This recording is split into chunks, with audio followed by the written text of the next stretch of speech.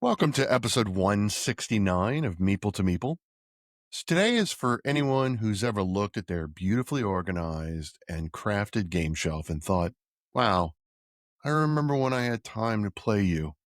Because we're talking about how board gaming habits change when you become a parent. And let's just say it's a whole new game. At least I think it is. Returning to the show is our good friend Bo from Punchable Games on Instagram. We're diving into what happens when your game nights turn into game moments, when setup time matters more than ever before, and the biggest victory isn't winning, it's actually finishing a game before someone wakes up. But underneath all of that, there's something really special. Finding new ways to keep the hobby alive, even as life changes, in the biggest ways possible. Whether you're a new parent, a sleep deprived gamer, or just someone trying to figure out how to fit games into a busy family life, this conversation is full of laughs, honesty, and hopefully a lot of heart.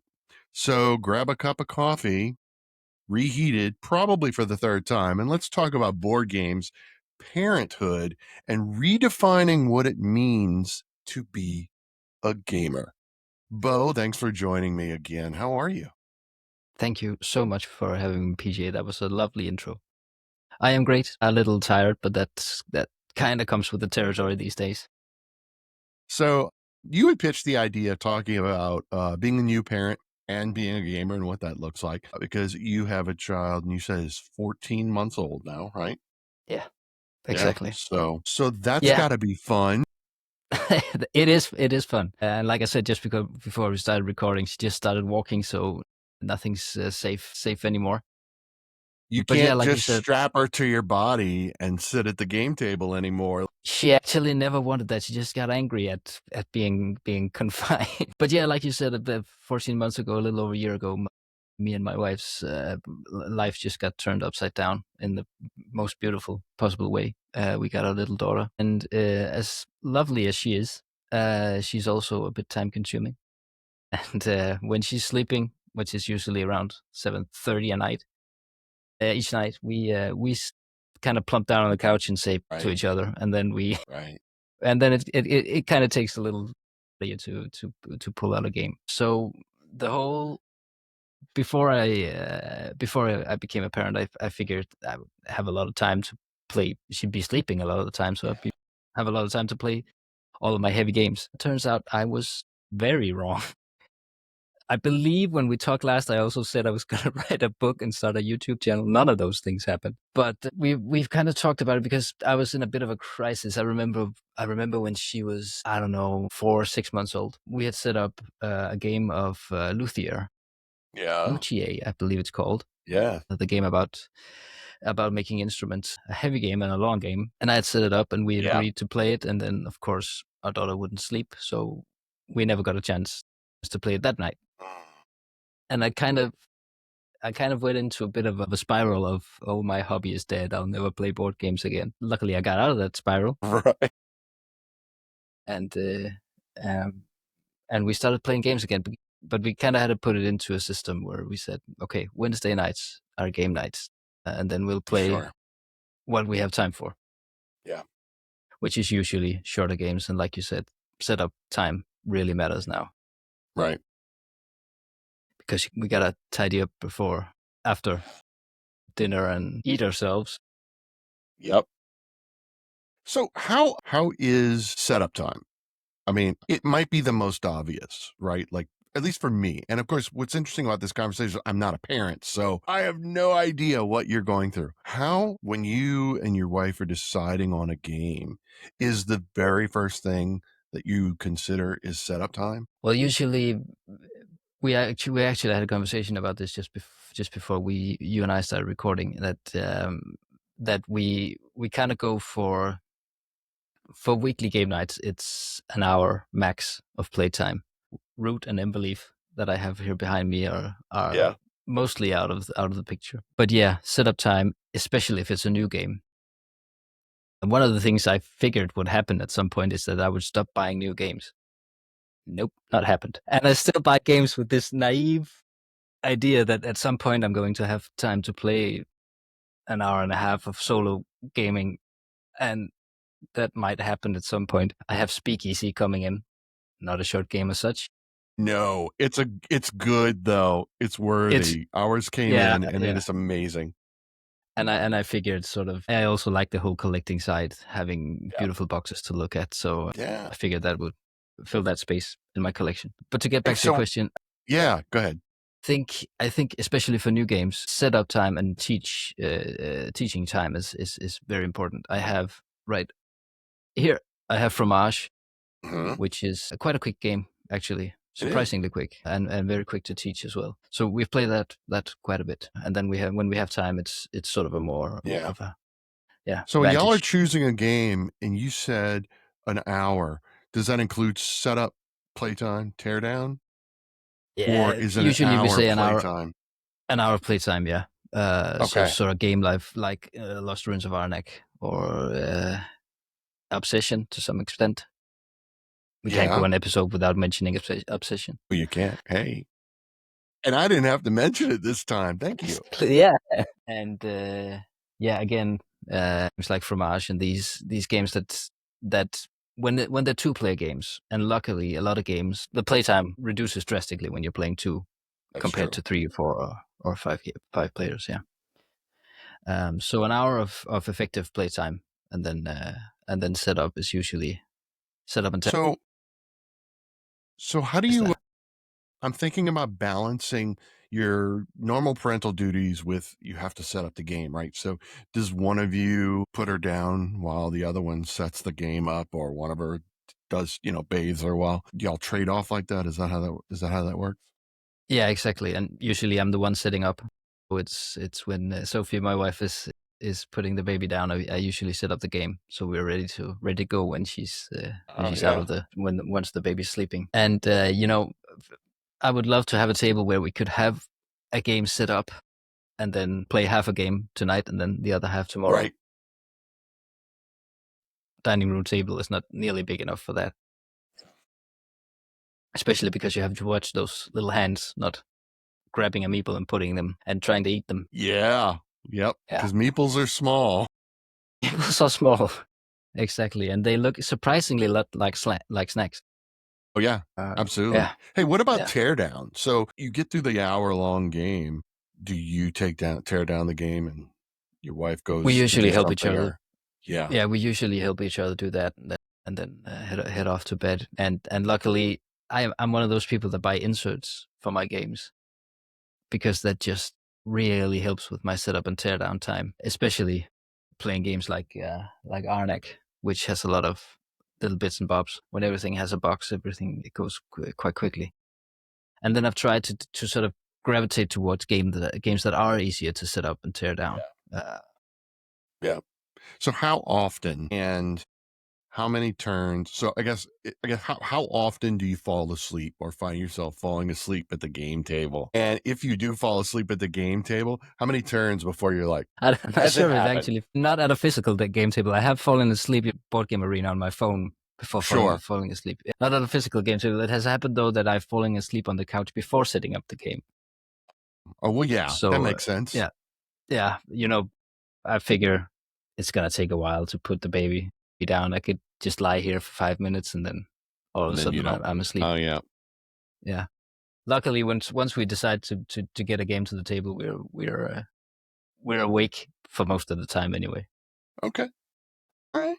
So what's the toughest part about um trying to overcome all of the challenge of being a new parent?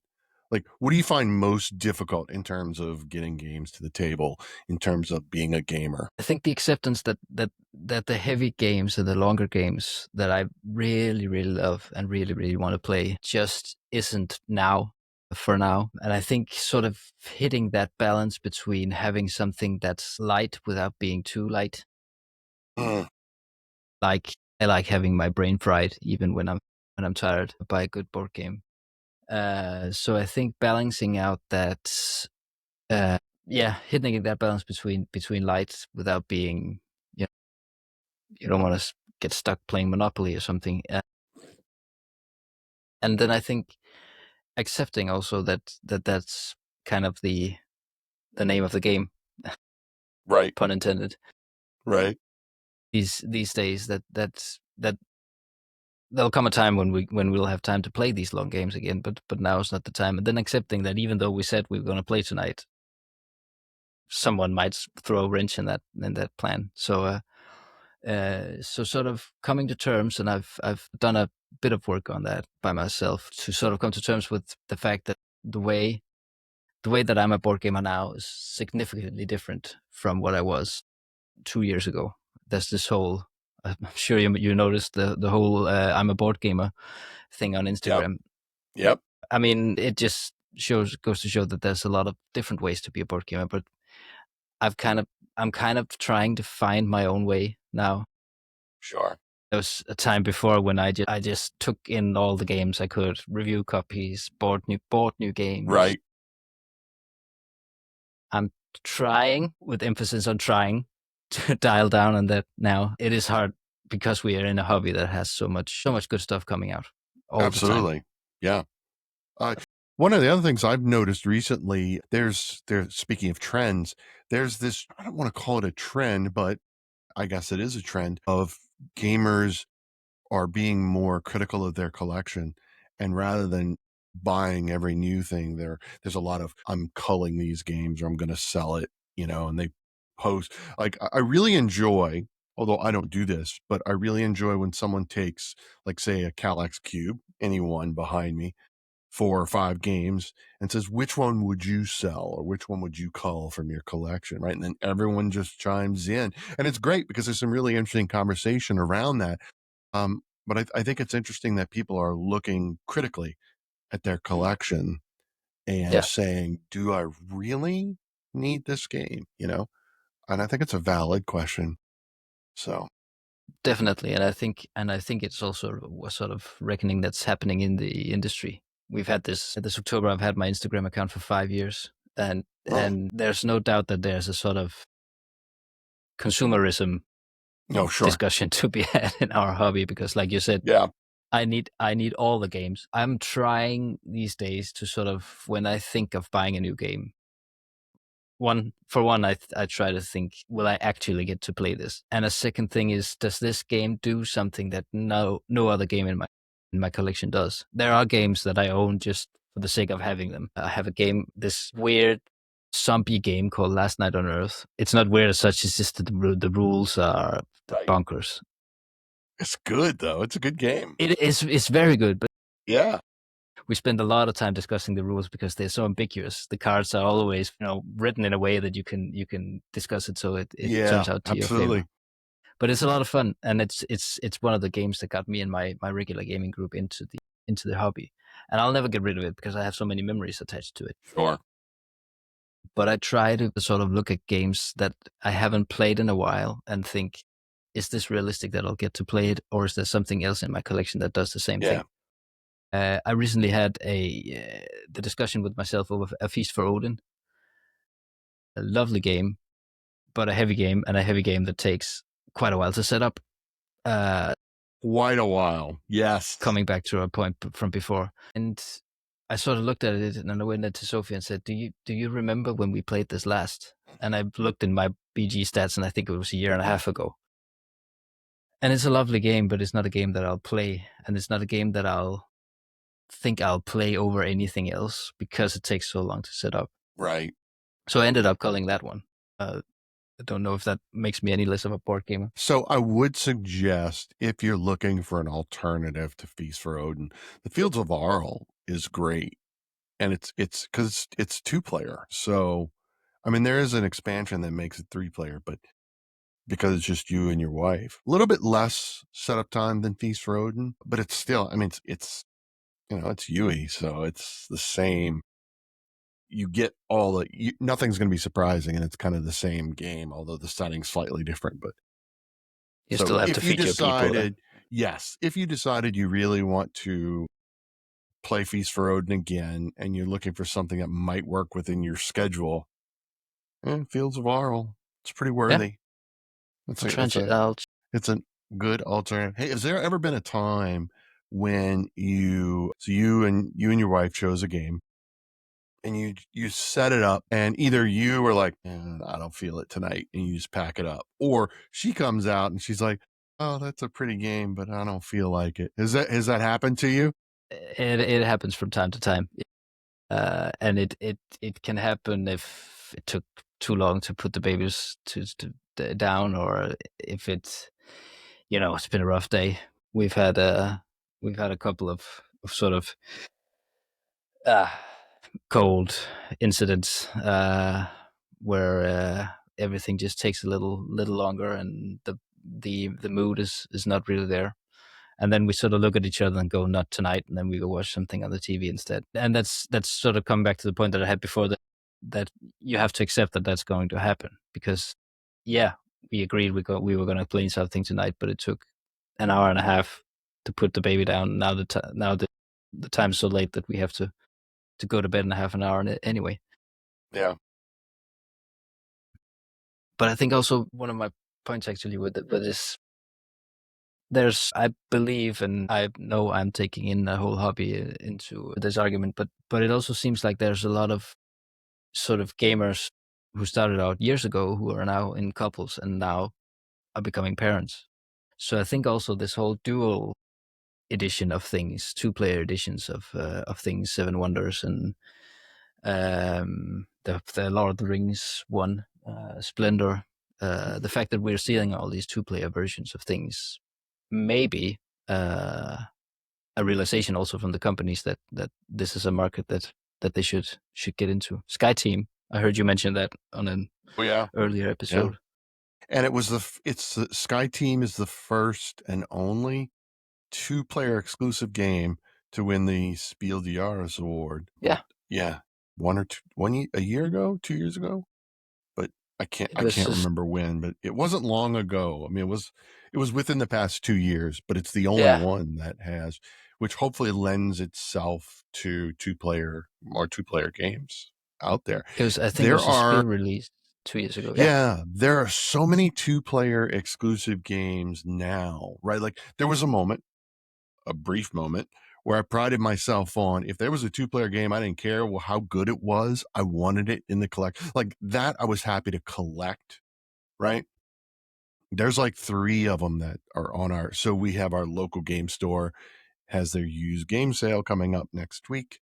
And we've got 26 titles that we've culled from our collection and we're going to be selling. And a couple of them are two-player only because they just don't hit the table. no, It's just, there's only so yeah, many it's times. right. And I don't have Yeah, any children. There's only so much time in the day to play all the games. exactly. Yeah, and you said in the beginning that you're not a parent, but this, I think this comes to us all. At some point, you just don't have the time or the energy to play 5 hours of hegemony that day. Right. Right. Although 5 hours of hegemony is a great time. I Like would that's a imagine, and I've heard that it is. it is a really good game. It is worth sitting down and playing because it's great. Can I do it every week? No, but it's worthy. And I've realized that it's okay also to have games in your collection that you only play once, twice a year. I have a couple of them. Lucia, like I said, I just bought the Gallerist for whatever reason. So now I Because have it's two Lacerda. good. It's good. It's really good. Yeah, I played it at a game day recently, and I was like, this is Lacerda, because I've only seen like Weather Machine and those really heavy Oh, ones. okay. So now I have the Gallerist and I have Speakeasy coming in. So the whole Yeah. buying heavy games is going great. Yeah. Okay, so that's a really good point. That leads me to a question I've got here is I was wondering about your taste in games and wondering how much since becoming a parent, how much has your taste, putting aside time constraints and everything, but your taste and preferences, have they changed? And are you reaching for different types of experiences now than you were before becoming a parent? Yeah. I think coming back a bit to my earlier point about this whole, does this do something that I don't have already in my collection? My taste, I don't know if my taste has changed, but my sort of approach to games has changed, I think. I'm going much more for theme also these days, because if I have to have a heavy game in my collection, it's got to be something that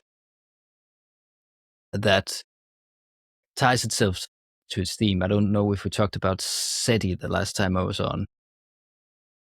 I don't think so, because when you were on, we were talking about solo gaming and Yeah, yeah, exclusively true. Yeah. solo. So, which I love that we were last time you were here, we were talking about playing alone. Now we're talking about playing with a partner and putting a baby to bed. Yeah. Next time maybe we'll talk about playing with kids. There we go. But SETI has I love it to bits, but it has the issue, at least for me, that I feel like I need to relearn the rules every time I play it.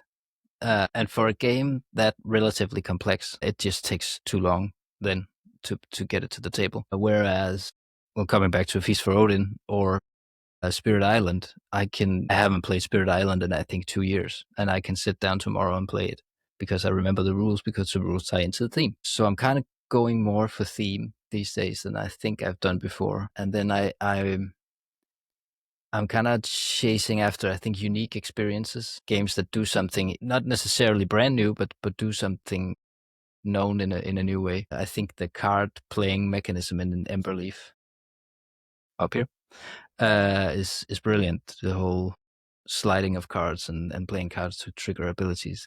We've seen all of it before, but it's sort of done in a new way, and I think that's lovely. And then I think, has my taste changed? I don't think so. I think I've gotten more. I think I've the main change has been the attention to playtime. That if a box says 90 minutes plus, it's not happening. I know you love Menefer, for instance, Yeah. and I would love to try it out, but I know that a game that takes 90 minutes to 2 hours at least to play is not going to get played a lot. It's heavy on rules and mechanics because there's so many things, so many actions you can take, so many different paths to points that they're difficult to remember. To your point just a few minutes ago, it's like we take 30 minutes trying to relearn a game. That just happened to us very recently, a game that's very well beloved on this podcast. We're actually going to sell the game. That's Sulkin. Yeah. Yeah.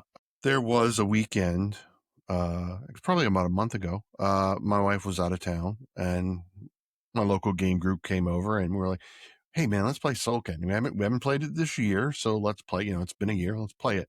And the rule book, because of the rule book is just really challenging.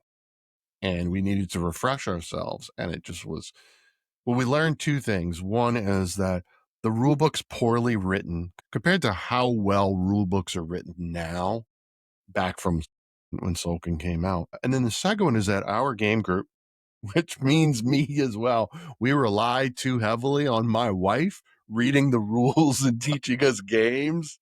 So without her, Yeah. we ended up, so the next weekend, my wife and I were sitting down. I was like, hey, let's play this again and let's sit through the rules. And then with her eye and my eye, it was like, this rule book is really problematic. And so because of that, it makes it even longer to relearn a game. And that's something we've been talking about amongst my friends here in town, is like having the problem of when you don't play a game for a long time and you have to relearn it, how long is that relearn time? We're not even talking about setup time. How long does it take to relearn the game? Because there's so many different rules and we're not, we're not computers. We're not, we can't just, I wish I could just like, pull my nose and download the rules and know how to put, or, wink my eye. Yeah, it doesn't work like that. So that's something Have a we've been little thinking Rodney about a lot. Smith on your shoulder. Man, Rodney, you there? Yeah. Can you help me out here, buddy? And so I can't even And yeah, imagine that with being a parent. exactly. And if you have to look up too many rules during the game, just it takes the fun out of it. And then if you're tired to begin with, um I think bad rule books is one of the things that can really ruin a games experience for me. Have you ever played Scout, the Oink Oh, card game? yes, yes. That rule book makes it so much makes that game seem so much more complicated than it is, Huh? Yes. and it's not necessary at all. But yeah, bad rule books. I think game designers have struggled with writing a rule book. And I think overall that publishers, editors, game designers have recognized how challenging it is. And I feel like they're putting more effort into organizing their thoughts, and there's more effort into the design of the rule book. It's no longer just play test my game and I'm going to tell you how it plays and see how you like it. And I think there's a lot more attention to that detail. And so Definitely, yeah. you like looking at Sulkin compared to a new game, it's like, or Speakeasy for that matter, heavy rules, lots of going on. It is a Lacerda game, as so that's to be expected. But the rule book, it's so clear. You got to get through it, but it's very clear, and it's just the way the rule book for Sulkin is organized. I think there's more attention to detail nowadays on the rule book Definitely. to try to limit that relearn time.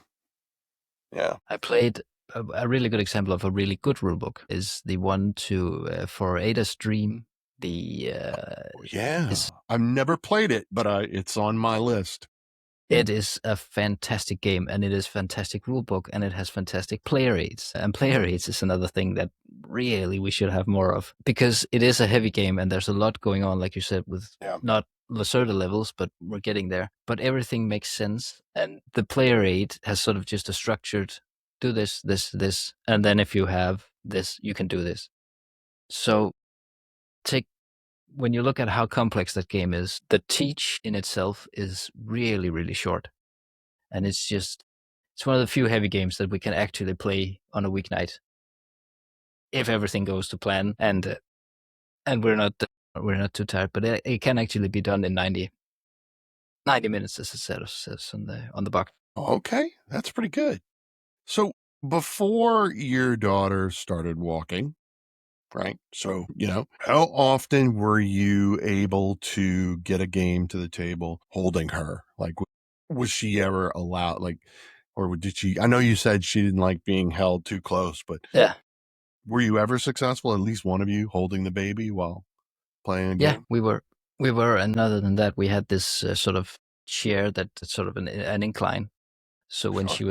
when she was very young, she could sit in that and just actually look at us play. Now she just doesn't quite have the attention span. But I played Right. most of her solo game of Galileo Galilei with her sitting next to me. Nice. So it can be done to future parents out there. It can be done to Yes. play games even with small kids. And then when they're really small, it has the advantage that they're napping a lot. She's only sleeping 2.5 hours a day now, Right. so there's not too much time during the day. But we actually managed to get through a whole game of Unconscious Mind Wow. Because that's a when she long was game too. when she was younger. Yeah, and talk about a game where I have to relearn the rules every time. I know you had Luke on, and I'm sorry, Luke, but Yeah. that game is just it's a Christmas tree of mechanisms. I cannot get my head around it.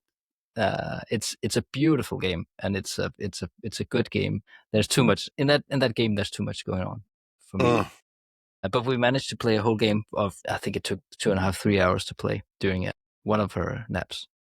And that's actually great though.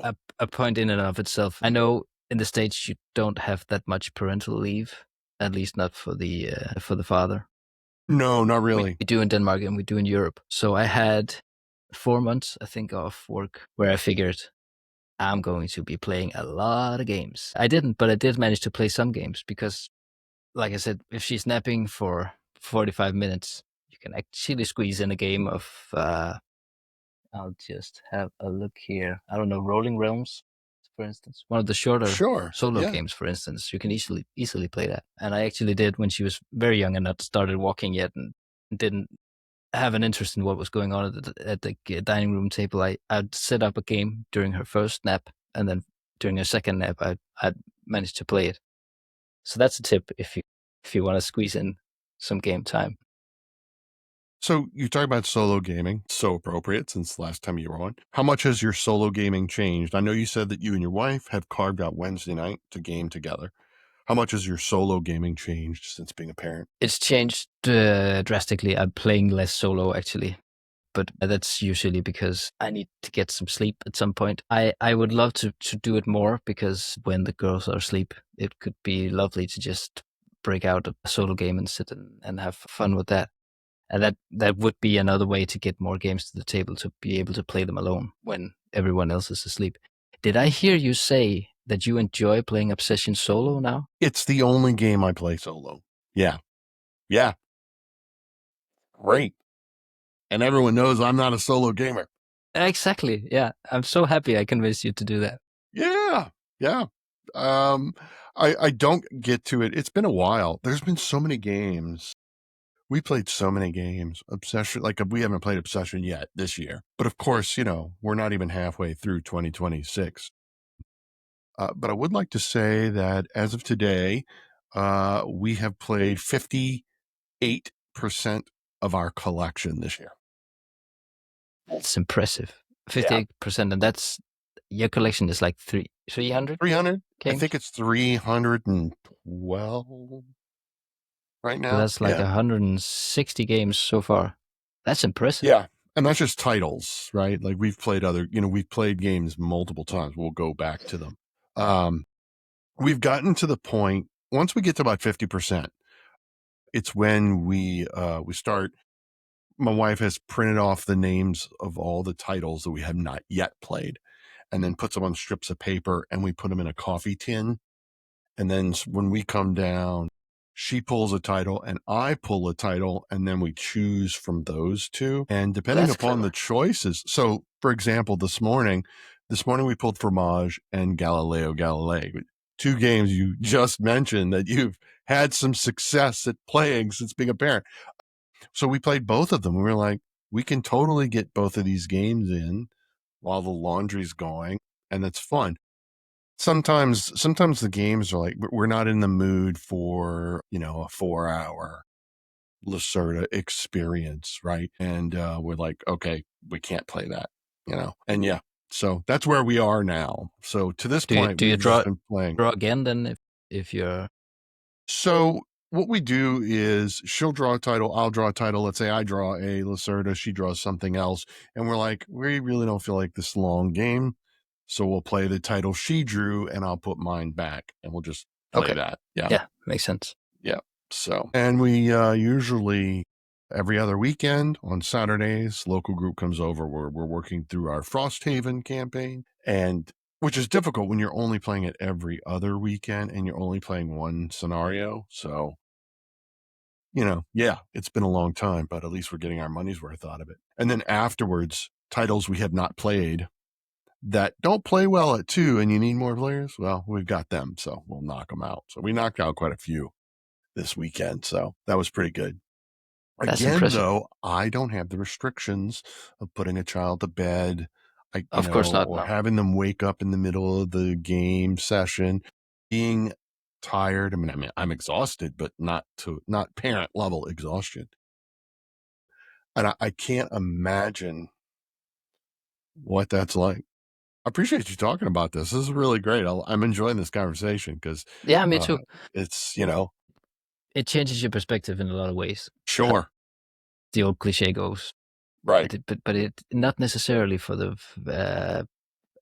I was going to say not necessarily for the worse, but it's in the perspective of gaming. It just goes. It just showed me actually what I already knew, that this hobby contains so many multitudes of games and ways to play and ways to look at a board game geek forum for faster setup times. And I mean, it's it's really impressive. And I was thinking of doing a geek list of sort of games that are new parent friendly, I like because that.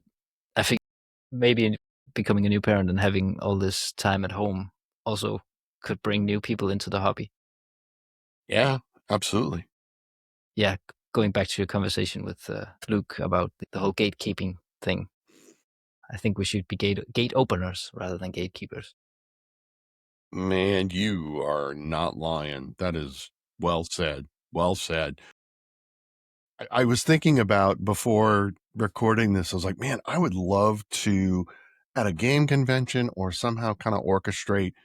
I mean, I could technically we could do it this way through this medium. I could like maybe post a bonus episode in the future, but I'd love to have a panel of new parents who are gamers, right? I had mentioned to you there was a friend of ours who's a very new parent who's also been on the show before, and I was like, I gotta have the two of you on, But I'd love to have like because you've got different perspectives, right? It's like when you've only got one child that's 4 months old, or you've got one child at 14 months. What if you got two kids? What if you got three? What if you got five? Right? It's why when Susie came on last year and talked about bringing her kids at different ages to UKGE and what it's like to have to manage parenting duties and gaming enjoyment at a convention, and I really enjoyed that conversation as well. So there's a lot to be learned. Now I know that while you and I've been talking, you have come up with some tips, but I wanted to ask you what advice, if you had maybe a top three or a top five advice for someone who is a gamer and they're expecting a child or they're thinking about having a child and becoming a parent, what advice would you give them outside of the things we've talked about? I would say the most important thing is planning, because when a child arrives, you can't plan for everything, but you can sort of you hit a rhythm at some point. Oh, she's sleeping at this point during the day. She usually goes to bed at this point at night. So you can mostly do a sort of plan. I would like to game in this space of time. And coming back to the fact that I say we play every Wednesday. It's more like every second or third Wednesday. But the fact that we have said Wednesday is game night means that we can always do it next week if it falls through this week. And that also means that the disappointment of not getting a game to the table on a night where we said we were going to play a game is less of a disappointment. So planning is key to keeping. And yeah, like I said earlier, accept the fact that your hobby is going to change.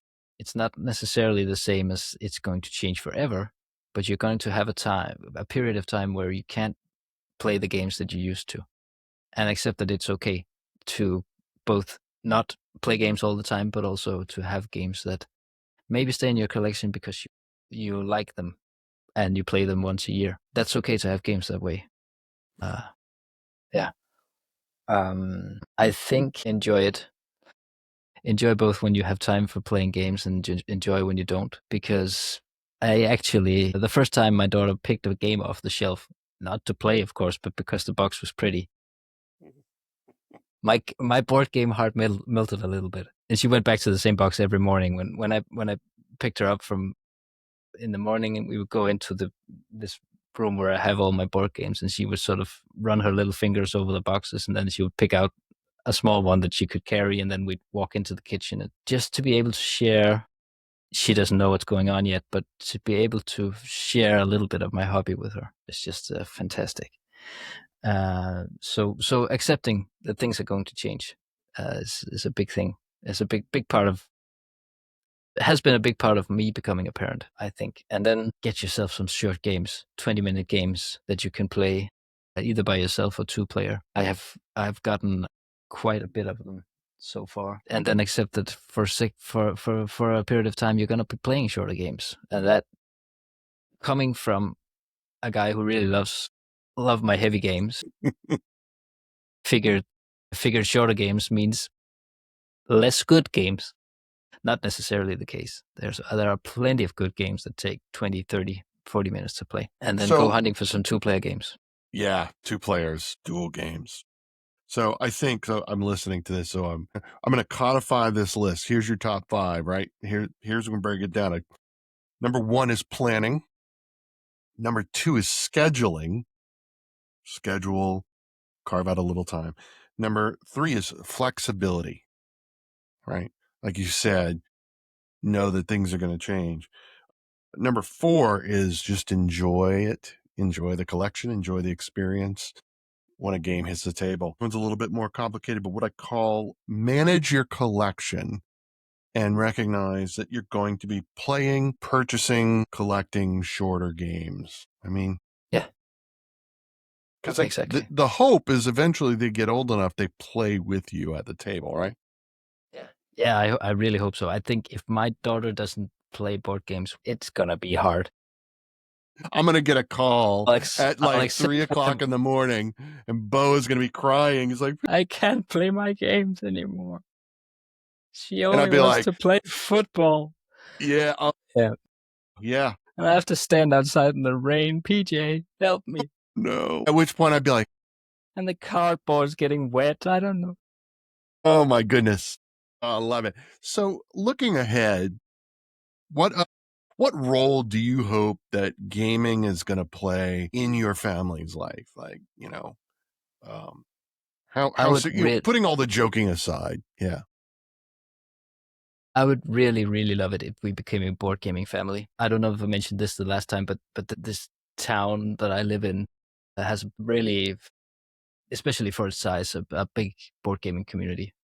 And I have one of the guys in the community is play a lot of games with his, especially with his with his son. And I would love it if my family was a board gaming family, because there are so many. I've had so many wonderful experiences through board games and by playing board games. Not just the playing of games, but also the the whole community that you're a big part of as well, coming with it. So I would love it if I could pass that on to my daughter, my children, that there's a there's this wonderful thing that we can do together that's not focused, and not to get into that discussion, but that's not focused around screens or phones, and that we can just be present together, because I also think it's a lovely way to spend some time with people you love. And I would like to show a new Yeah. generation that perspective. I have a couple of nieces who are 6 and 7 and 10,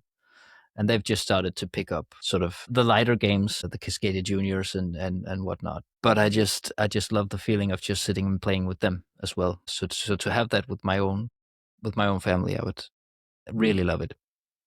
How Yeah. much of a fear do you and your wife have about screen time for your daughter? Obviously, she's too young right now, but like, is that something in the back of your mind? Is that, and maybe fear is not the right word? I don't know.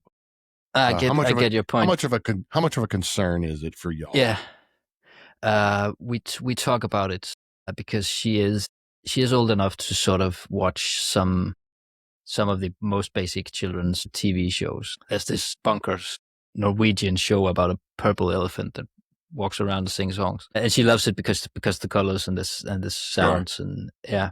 But we talk a lot about the whole. I think we have the advantage of being parents at this stage, this point in time, because my generation, we grew up with a phone glued to our hands, and there's much more. At least there is in Denmark a bigger attention to children and to screen time, so and screen time in general, also with adults. I think we're trying to be very conscious about what we do and when we use screens. So it's okay to have had a long day, even when you're 14 months old, and just need to relax by watching a purple elephant sing songs. But it also needs to stop at some point, because we all know the feeling. I'm just gonna sit down with my phone for 10 minutes, and then whoops, that's 2 hours gone. Yeah. And I have an attention to not just having it be this mindless. I'm gonna put you in front of the TV, and then you're gonna stay there for an hour and a half. But it's okay if you need to relax for 20 minutes. That's fine. But it is a concern, and it is something that we need to be very, very conscious of. I know some of my friends who have older children. It's it's a real concern, and a real talking point in the schools. Several of our sort of public schools have banned phones from the classroom, actually, Wow. in an attempt to get children off the screens. So it is, and that's my point, that it's something that we talk about as a society, and I think that's going to come to our advantage. Right. There's some conversations that I've had with coworkers. They've talked a lot about screen time in the classroom, right? There's the big debate. I don't know if this is, if, the schools in Denmark experience this or have this debate or not, about replacing dry erase or whiteboards in the classroom with smart boards that are digital. which is essentially a giant screen that you can put information on for the kids. Um, and, there's a huge debate. And I have to say, I can see both sides of the argument, but I think there've been a lot of studies done recently that talk about the more senses that you can utilize, right, and engage with in the classroom, the better children learn, right? So like even going back to a chalkboard, right? By writing on the chalkboard, there's the sound, right? There's that unique sound that some of us remember, that chalk on the board, and then there's the smell of the chalk in the air, right? So it's attacking those senses. And then there's the visual, of course. And then you're writing notes. So there's that tactile as well. Whereas the screen kind of takes away a lot of, at least that's the kind of conversations that are going on. Yeah. Actually, I think over the past 5 years, 5 years ago, I think it was maybe a bit more, but pretty recently, some of our schools started handing out iPads to children when they started going to school. Oh, And because the argument was it's a more efficient way of doing notes. sure. You can put up homework and stuff. They've actually started going back to physical books again because Oh, there were studies about some sort of attention span, and yeah. that these iPads were used for something or other than schoolwork during the school hours as well. So I think that's the whole screen time and the whole screen thing is a big debate these days, and I think we're going to profit off that when Cena is old enough to go Let's to hope school. so, right? Yeah, You had brought up Luke was on a few weeks ago, the board game therapist, for those of you who were paying attention. But since that episode came out, there's been a lot of chatter I saw in reaction to and response to that episode. I'd see people post messages and Luke would respond, and there's back and forth. There's another a mental health professional near his home in that area, and they're considering or they're already executing board games as part of therapy and mental health tools and therapeutic play and things of that nature. Luke's going to listen to this and he'll be like, that's not what it's called, it's this. He'll correct me, but yeah, I love that we're seeing board games being, it has value outside of just play, but play is also valuable, yep. not to Play down is a value in that. itself. Yeah, Exactly. But there's more than just that value, and that value can be executed in multiple ways. I mean, I know a lot of content creators in the US are teachers, and they use board games in their classroom. Mental health professionals are seeing the use of that, and yeah, that's great. Hopefully these trends make it easier to raise a child. yeah. I would hope so, and I actually think one of the things that board games don't get enough credit for is the way that it teaches you to react to a situation that's outside of your control. Because there's so much more in some games than others, but randomness in games, it sort of forces you to think on your feet, which I think is a really important skill to have and to nurture. And I just have some there's just a serenity about playing board games, for me at least.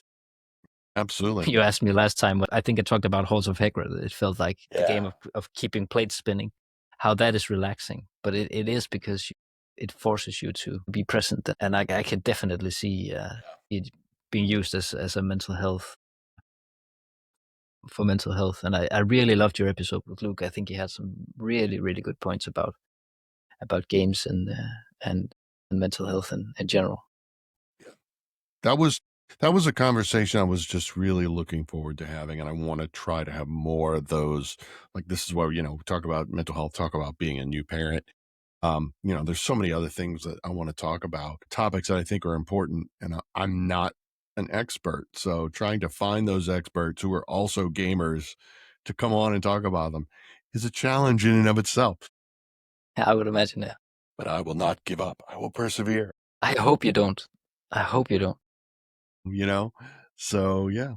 Um, Well, thank you both. It's really good to see you. I'm You glad too. to I'm glad to be chatting with you again. I thank you so much for pitching this idea and reaching out to me. And Thanks this for is being up for it. It was a yeah, lot of fun to talk about. it's a great conversation. I appreciate it too. I mean, I may not be a parent, but I mean, I've got I've got nieces and nephews. We've got a 5-year-old nephew who's just starting to get interested in board games now. And so He's in for a that's, treat. oh, he is like, let's see, Ticket to Ride. He's got the My First Journey. He's got the my first Castle Panic, or whatever the children's version is, and the children's version of Splendor. And he's unbeatable. He's also played Mountain Goats by All Play. 5 years old, and he's like, yeah, a little bit of help, but he gets it.